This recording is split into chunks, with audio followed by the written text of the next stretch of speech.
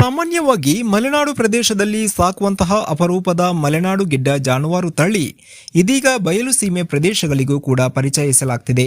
ರೈತರಿಗೆ ಇದರ ಮಹತ್ವವನ್ನು ಪ್ರಚಾರ ಮಾಡಲಾಗ್ತಿದೆ. ಇಂತಹದೊಂದು ಕಾರ್ಯ ಸದ್ದಿಲ್ಲದೆ ತುಮಕೂರು ಜಿಲ್ಲೆಯಲ್ಲಿಯೂ ಕೂಡ ನಡೀತಾ ಇದೆ.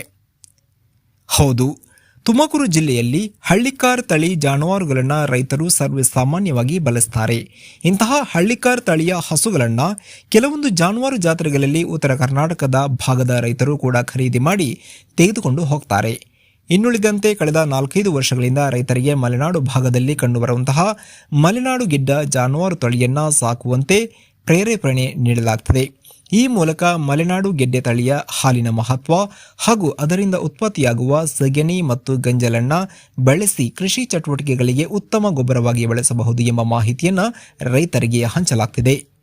ಇನ್ನು ಪೌಷ್ಟಿಕಾಂಶ ಭರಿತ ಹಾಲು ಕೂಡ ಅತಿ ಕಡಿಮೆ ಪ್ರಮಾಣದಲ್ಲಿ ಮಲೆನಾಡು ಗೆಡ್ಡ ಜಾನುವಾರು ತಳಿಯಿಂದ ಲಭಿಸುತ್ತದೆ. ಇದನ್ನು ಬಯಲು ಸೀಮೆ ಭಾಗದಲ್ಲಿ ಸಾಕಲು ತೊಂದರೆ ಕನಿಷ್ಠ 4ರಿಂದ 5 ತಿಂಗಳ ಕಾಲ ಜತನದಿಂದ ಕಾಪಾಡಬೇಕು. ಆನಂತರ ಇಲ್ಲಿನ ವಾತಾವರಣಕ್ಕೆ ಈ ಜಾನುವಾರು ತಳಿ ಹೊಂದಿಕೊಳ್ಳಲಿದೆ ಎಂದು ರೈತರು ತಿಳಿಸಿದ್ದಾರೆ. ಜಾನುವಾರು ಜಾತ್ರೆಗಳಲ್ಲಿ ಅತಿ ಕನಿಷ್ಠ ಸಂಖ್ಯೆಯಲ್ಲಿ ಮಲೆನಾಡು ಗಿಡ್ಡ ಜಾನುವಾರು ತಳಿಯನ್ನು ಕಾಣುತ್ತಿದ್ದೆವು. ಆದರೆ ಇದನ್ನು ಸಾಕಲು ಕೂಡ ರೈತರಿಗೆ ಬೆಂಬಲ ಸಿಗ್ತಾ ಇರಲಿಲ್ಲ. ಇದೀಗ ಈ ಜಾನುವಾರು ತಳಿಯ ಮಹತ್ವವನ್ನು ಪರಿಚಯ ಮಾಡೋಕೆ ಬಿಜೆಪಿ ರೈತ ಮೋರ್ಚಾ ವತಿಯಿಂದ ಆಯೋಜನೆ ಮಾಡಲಾಗಿರುವ ಕಾರ್ಯಕ್ರಮ ಸಾಕಷ್ಟು ಸಹಕಾರಿಯಾಗಿದೆ. ಆಯ್ದ ರೈತರಿಗೆ ಉಚಿತವಾಗಿ ಮಲೆನಾಡು ಗಿಡ್ಡ ಜಾನುವಾರು ತಳಿಯನ್ನು ನೀಡಲಾಗ್ತಿದೆ. ಈ ವಿಷಯವನ್ನು ಅರಿತ ಅನೇಕ ರೈತರು ತಂಡೋಪತಂಡವಾಗಿ ಬರುತ್ತಿದ್ದಾರೆ.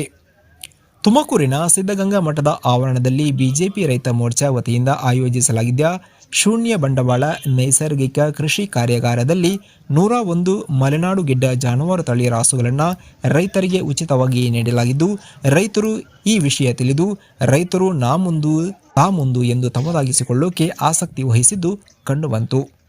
ಒಟ್ಟಾರೆ ಮಲೆನಾಡು ಭಾಗದ ಜಾನುವಾರು ತಳಿ ಇನ್ಮುಂದೆ ಬಯಲು ಸೀಮೆ ಪ್ರದೇಶಗಳಿಗೂ ವ್ಯಾಪಿಸಿರುವುದು ಉತ್ತಮ ಬೆಳವಣಿಗೆಯಾಗಿದೆ.